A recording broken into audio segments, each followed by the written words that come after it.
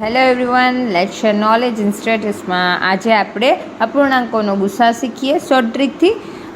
ખાસ કરીને જ્યારે અપૂર્ણાંકોનો ગુસ્સા પૂછવામાં આવે ત્યારે અંશનો હંમેશા આપણે ગુસ્સા લેવાનો અને છેદનો લસા લેવાનો. ગુસ્સા અને લસા શું છે એ તો તમને ઓલમોસ્ટ ખબર જ હશે. તો આપણે આગળ વધીએ કે કોઈ એક સંખ્યા લઈ લઈએ કે દાખલા તરીકે 2/3, 5/4 અને 7/12. હવે આપણને ખબર છે આ રીતની ત્રણ સંખ્યાઓ આપી હોય તો આ અપૂર્ણાંક છે, આનો ગુસ્સા શોધો એવું પૂછવામાં આવે. ગુરુત્તમ સામાન્ય અવયવી શું થશે?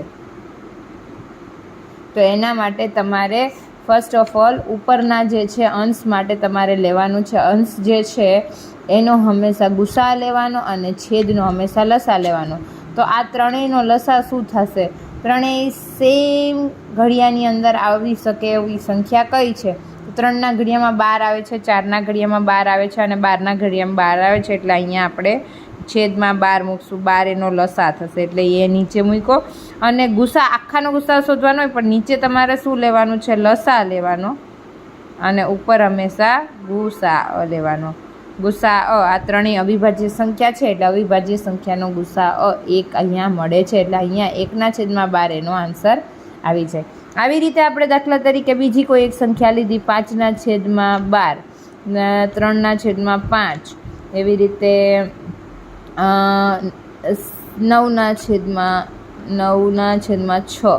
તો હવે આ રીતની સંખ્યા લીધી તો આ ત્રણેયનો ગુસ્સા તો આપણને ખબર છે એક જ આવે, કારણ કે 3 તેરી 9 પણ અહીંયા 5 છે એ અવિભાજ્ય સંખ્યા છે એટલા માટે આ ત્રણેયનો ગુસ્સા 1 આવે.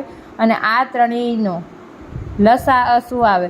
તો જોવાનું કે ભાઈ વચ્ચેની સંખ્યા 6 છે તો અહીંયા તમારે જોવાનું કે 12 નાની સંખ્યા અને સૌથી મોટી સંખ્યાનો ગુણાકાર જે છે એનો લસા આવે. એટલા માટે 12×5 = 60. તો અહીંયા 1/60 આ એનો આન્સર આવશે. આવી રીતે અપૂર્ણાંકોના જ્યારે ગુસ્સા પૂછવામાં આવે ત્યારે તમારે પહેલાં ઉપરના ભાગમાં અંશ છે એનો હંમેશા ગુસ્સા લેવાનો અને છેદનો હંમેશા લસા લેવાનો. આ રીતે એનો આન્સર આવે છે. સો લેક્ચર નોલેજની અંદર આટલું જ નાનું થોડી એવી માહિતી લઈ લીધી.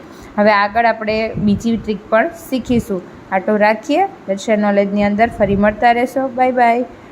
Thank you so much. તમે સ્ટેટસ જુઓ છો, આન્સર આપો છો, જાણીને આનંદ થયો. અને આ જ રીતે નોલેજ મેળવતા રહો. અને ક્વેશ્ચન અથવા ક્વેરીઝ કંઈ પણ હોય તો you can ask me any time. Okay, bye bye. Thank you.